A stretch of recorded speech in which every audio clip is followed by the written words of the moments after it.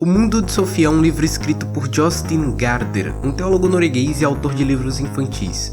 Você provavelmente já ouviu falar desse livro em alguma circunstância, e eu sempre escutei dele apenas elogios. Meu professor de sociologia chegou a dizer que o livro costumava ser recomendado como leitura essencial para alguns cursos de filosofia. O livro conta a história de Sofia, uma garota nas vésperas do seu aniversário de 15 anos, que começa a receber estranhas cartas de um major norueguês da ONU no Líbano, além de perguntas estranhas de um professor misterioso que almeja lhe ensinar filosofia por um curso particular, indo desde os pré-socráticos até os existencialistas. Eu decidi pegar o livro para ler depois que eu comecei a me interessar por filosofia, e eu não o vi com tanta reverência como muitos que o recomendam. Embora o livro seja realmente muito bom em oferecer uma introdução a tópicos e personalidades da filosofia ocidental, e com ênfase em ocidental, ele apresenta muitos problemas, dos quais eu vou falar agora. A começar pela própria combinação de texto narrativo e informativo, que é a principal dinâmica da obra. A maneira como o livro tenta introduzir um público juvenil a tópicos da filosofia é inserindo a discussão desse tópico dentro de um romance, ou seja, uma história fictícia. A ideia é bem básica e O Mundo de Sofia certamente não é a primeira obra a utilizar-se dela, mas o seu uso nesse caso específico está longe do ideal. Essa ferramenta literária tem como sua principal vantagem a sua versatilidade lúdica. A narração, diferentemente de um mero texto informativo de livros didáticos, facilita a absorção de uma ideia complexa, podendo inserir os personagens da história em situações que bem exemplificam o tema discutido. Para isso, o autor precisa dominar o formato, escrever um texto que se leia de maneira fluida, além de ser criativo no uso da mecânica. Portanto, não basta saber e entender bem as ideias de Sócrates e Platão, é necessário também ser um bom contador de histórias, e ao decorrer da obra fica claro que essa não é uma das qualidades de Gaarder. Pode-se contar nos dedos de uma única mão as vezes que essa ferramenta foi posta a bom uso. Um tanto em Spinoza, bastante em Berkeley e marginalmente nos fins do texto, quando se toca brevemente nos existencialistas. A novela de Sofia Alberto mal se desenvolve por quase todo o livro, e no último terço finalmente vemos algum movimento. O único acontecimento minimamente digno de nota pelos 2 primeiros terços da história ocorre quando Sofia e Alberto param de se comunicar por cartas e passam a conversar fisicamente. Vale lembrar que este é um dos maiores acontecimentos por 350 páginas. O aperitivo dos primeiros capítulos, quando Alberto explica um pouco de filosofia ateniense na própria Atenas, é apenas uma provocação para algo que nunca vem. É decepcionante a quantidade de potencial desperdiçado. Os filósofos da Idade Média poderiam ser melhor introduzidos caso eles fossem misteriosamente transportados para a Itália, durante a aula de Alberto sobre São Tomás de Aquino, por exemplo. E quão divertido não seria se eles tivessem que descobrir alguma forma de escapar? A dissonância entre milênios que se viaja pela história da filosofia e uma semana um pouco mais que trivial que se passa na vida de Sofia e posteriormente de Hilde mostra uma clara inabilidade do autor em manejar um mecanismo literário que não poderia estar mais longe de entediante. E isso se conecta com o próximo problema, que é a inação das personagens principais. Ao longo de toda a história, Sofia e Hilde não são agentes das histórias das quais elas são personagens principais, mas sim objetos que são descritos e afetados por protagonistas literal e fisicamente distantes. Não me parece que eu tô lendo uma história sobre uma garota que se meteu numa situação extraordinária e agora tá tentando entender o que tá acontecendo. O que me parece é que eu estou lendo uma história do ponto de vista de um personagem secundário, uma aluna e assistente de um professor de filosofia. Essa assistente ocasionalmente faz alguns palpites bem pensados e rouba a cena uma ou outra vez, mas todo o planejamento e desenvolvimento digno de nota é feito pelo protagonista muito mais velho e bem literado que ela, e que não por acaso é homem. Em parte das lições, o professor de filosofia repete o mesmo ponto anacrônico de que vários desses filósofos eram machistas e que eles deveriam se envergonhar disso. O que culmina no capítulo sobre Hegel, no qual ele cita o próprio Hegel e suas visões acerca das mulheres como um produto de seu tempo, para exemplificar a ideia hegeliana de que os pensamentos de um indivíduo são determinados pelas ideias que prevalecem em seu tempo. Mas ao invés de esta ser uma única, longa e esclarecedora menção sobre as visões sexistas de vários filósofos da história, na forma de uma ótima explicação de uma parte do pensamento hegeliano, essa única menção é dispersa por todo o livro, dando a entender que o próprio autor não entendeu completamente a ideia que ele está explicando, o que o leva a julgar filósofos de mais de 2 milênios sobre uma lente contemporânea. E com isso nós podemos finalmente falar de Simone de Beauvoir. É extremamente contraditório como o livro não economiza palavras para criticar pessoas que a essa altura devem ter servido de adubo para 2 sequoias adultas, mas ao mesmo tempo falha em pôr em prática conceitos que Beauvoir já havia descrito há mais de meio século, quando da publicação do livro. E devo lembrar que esses mesmos conceitos são explicados no capítulo sobre os existencialistas. E quer saber? Por que não citar a própria explicação do livro? Simone de Beauvoir indicou que não existe uma natureza feminina nem masculina eterna, embora isso seja o que tradicionalmente somos levados a crer. É comum considerar transcendente a natureza masculina, afirmar que ela rompe barreiras. Por isso o homem vai procurar fora do lar um significado ou um propósito para sua vida. Sobre a mulher, costuma-se afirmar o contrário. Ela teria uma orientação de vida imanente, isto é, quer estar onde está. Dessa forma, poderia se dedicar mais à família, à natureza e às coisas próximas de si. Hoje em dia, talvez digamos que a mulher está mais propensa do que os homens a se ocupar de valores mais suaves. Na nossa cultura, era como se a mulher tivesse sido transformada num segundo sexo. Somente o homem se destaca como sujeito. A mulher é transformada em objeto masculino, e assim lhe tiram a responsabilidade pela própria vida.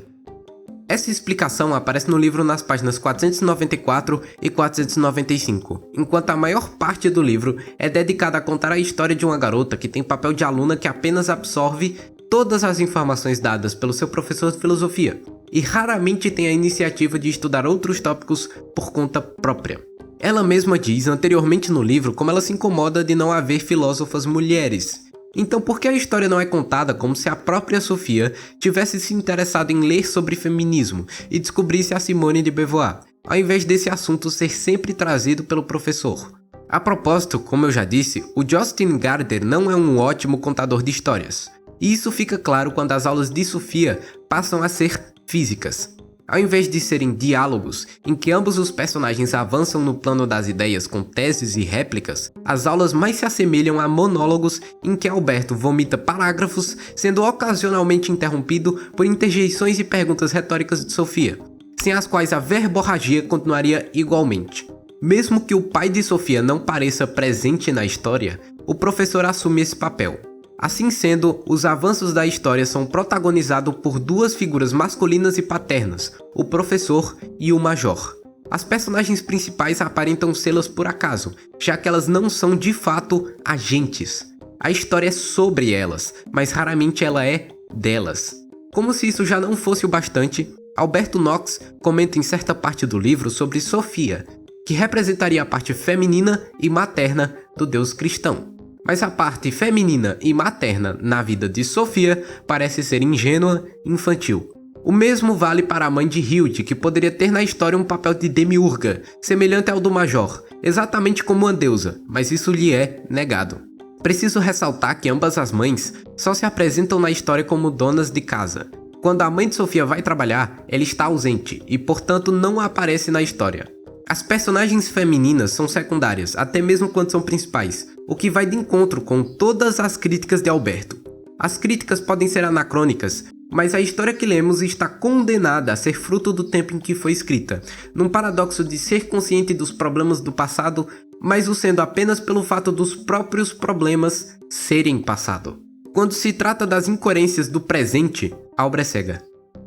E falando em ser fruto do seu tempo, o capítulo sobre Karl Marx nesse livro é fecal.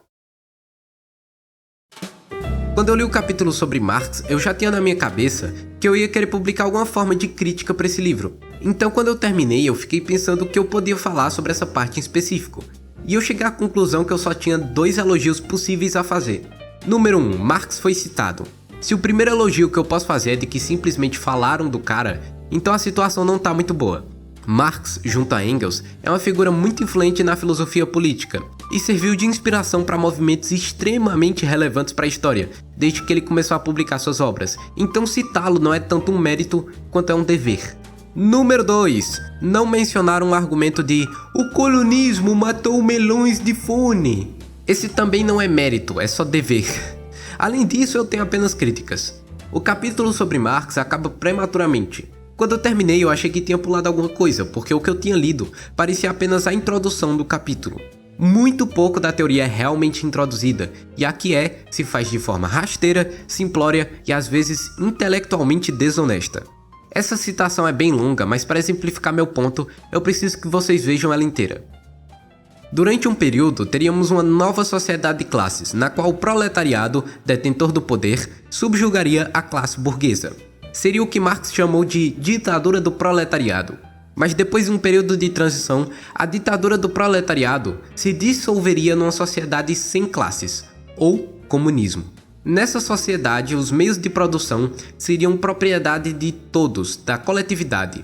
E tal sociedade permitiria a cada um trabalhar segundo sua capacidade e ganhar segundo sua necessidade. O trabalho pertenceria ao povo e a alienação capitalista chegaria ao fim. Tudo isso parece muito lindo, mas acabou dando em quê? Alguma revolução por acaso aconteceu? Sim e não. Hoje em dia os economistas dizem que Marx estava errado em vários aspectos, sobretudo na sua análise das crises do capitalismo. Marx também não dedicou atenção à exploração da natureza, que hoje acompanhamos com mais e mais preocupação. Mas, e aqui é um mais bem grande, o quê? Depois de Marx, o movimento socialista se dividiu em duas correntes principais. De um lado, os sociais-democratas e do outro, os leninistas. A social-democracia, que pretende uma aproximação gradual e pacífica do socialismo, foi o caminho adotado pela Europa, no que chamamos de a lenta revolução. O leninismo, que manteve a crença de Marx em que apenas a revolução poderia combater a antiga sociedade de classes, teve grande expressão na Europa Oriental, na Ásia e na África. Cada um a seu modo, os dois movimentos lutaram contra a pobreza e a opressão. Mas com isso não se criou uma nova forma de opressão? Por exemplo, na antiga União Soviética e na Europa Oriental? Claro, e aqui novamente podemos ver como em tudo que o ser humano põe a mão, existe um misto de bem e mal. Por outro lado, não seria razoável responsabilizar Marx pelo lado negativo e opressor dos chamados países socialistas 50 ou 100 anos depois da sua morte. Mas talvez ele não tenha se dado conta de que o socialismo seria administrado também por seres humanos. Jamais encontraremos o paraíso aqui na Terra. O ser humano sempre encontrará novos problemas para resolver. Agora destrinchando os problemas com essa seção do capítulo. A começar que vocês devem ter escutado as expressões subjugar a classe burguesa e ditadura do proletariado.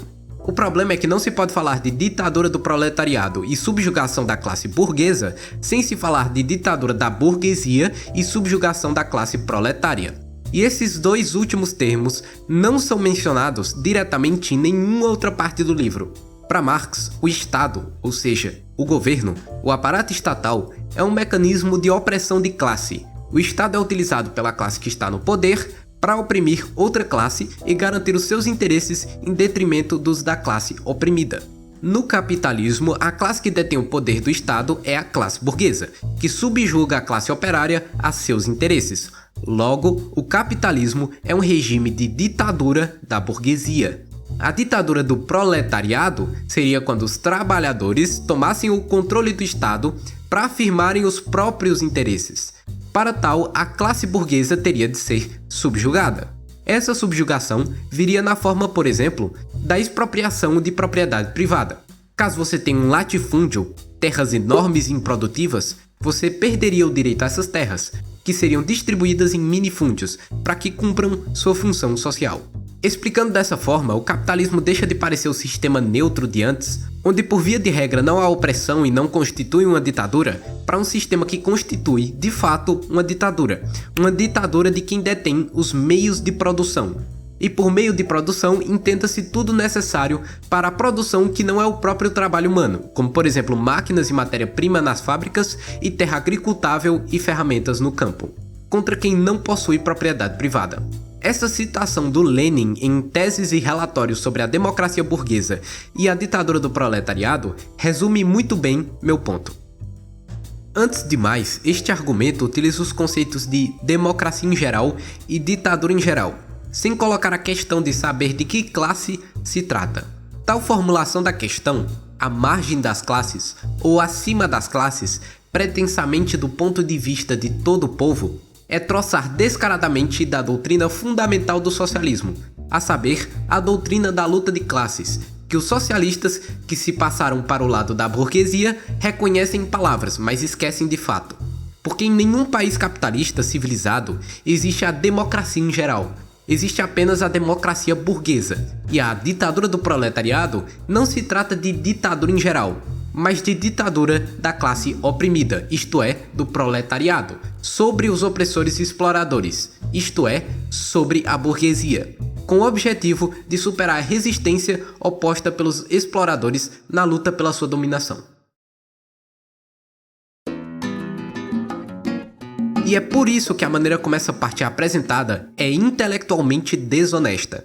Ao não definir com clareza os significados das palavras usadas, os seus sentidos podem ser deturpados para significar algo muito pior. Em seguida, nós temos o comentário "Tudo isso parece muito lindo, mas acabou dando em quê?", de Sofia, que expressa a clássica ideia de que Karl Marx estava sendo utópico quando imaginou uma sociedade sem classes e tal, o que simplesmente não é verdade. Se as classes atualmente são definidas pela detenção ou não da propriedade privada dos meios de produção, a eliminação dessa propriedade privada eliminaria as classes.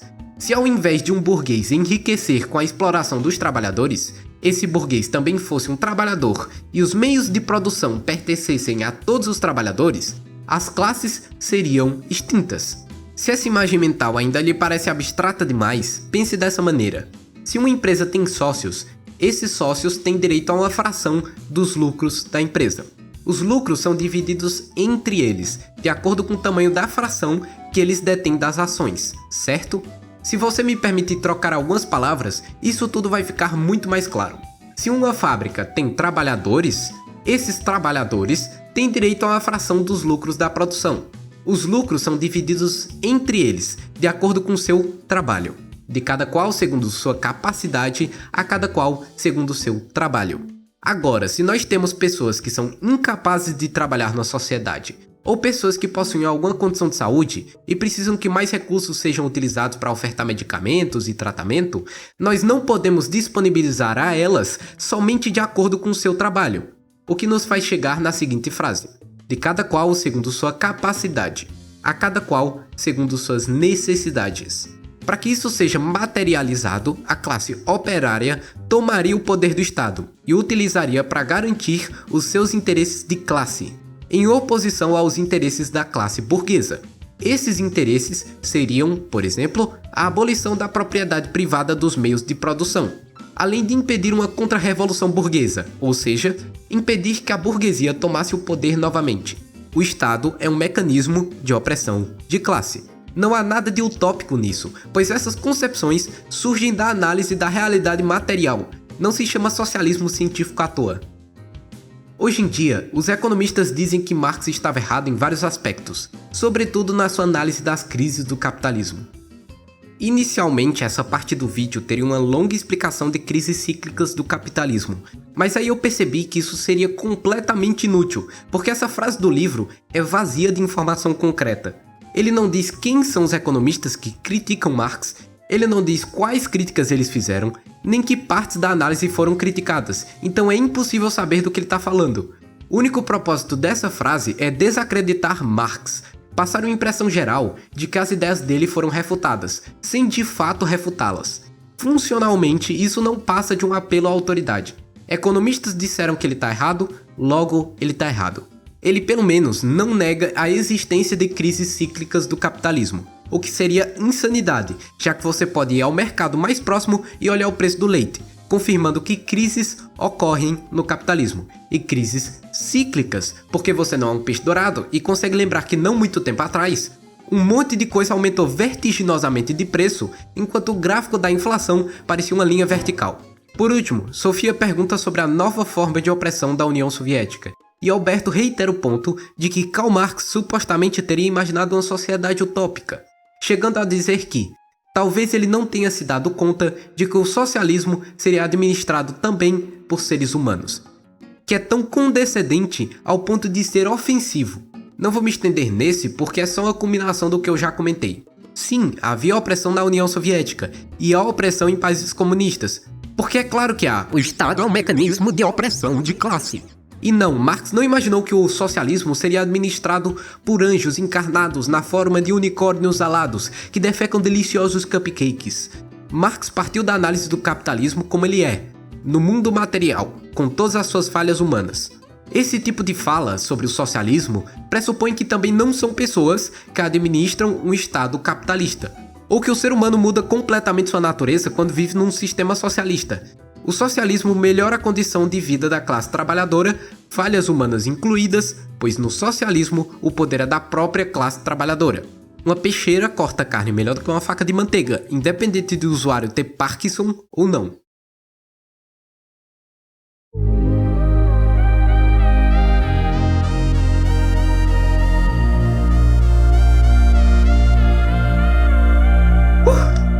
Depois de tudo que eu falei e critiquei sobre esse livro, pode parecer que eu odeio ele e jamais recomendaria pra ninguém. Mas se você quer uma introdução à filosofia ocidental para descobrir o que você acha interessante e gostaria de aprofundar, recomendo a leitura. Só entenda que esse livro tem os seus defeitos e sabendo quais são você pode remediá-los. No fim das contas, o mérito do Mundo de Sofia está em justamente ser pioneiro. Ele não é ótimo, mas até hoje eu não sei de outro livro que faça esse tipo de introdução. Quando eu disse que esse livro era um produto de seu tempo antes de falar de Marx, não era só uma transição. Esse livro foi publicado originalmente em 1991, o ano da dissolução da União Soviética, a maior potência socialista que o mundo já viu. Para alguém que havia nascido, crescido e vivido durante o período de existência da União Soviética, ver ela se desmanchar pode ter parecido o fim do comunismo revolucionário. Se você quiser uma introdução mais adequada à filosofia marxista, eu recomendaria o vídeo Princípios Básicos do Comunismo, do canal História Pública. O Ian tem uma ótima didática e no final ele dá uma lista de leitura para aprofundamento, que eu de vez em quando uso. Além de tudo que eu disse, o livro ainda apresenta outros problemas que eu não comentei em detalhes, como por exemplo o foco eurocêntrico. Eu não conheço nenhum material que possa servir como um contraponto a isso. Então se você tiver alguma recomendação de fontes introdutórias mais diversas, pode deixar nos comentários. Eu tenho certeza que vai ter mais gente interessada. Enfim, o Mundo de Sofia é uma bosta, 6 de 10, recomendo pra toda a família.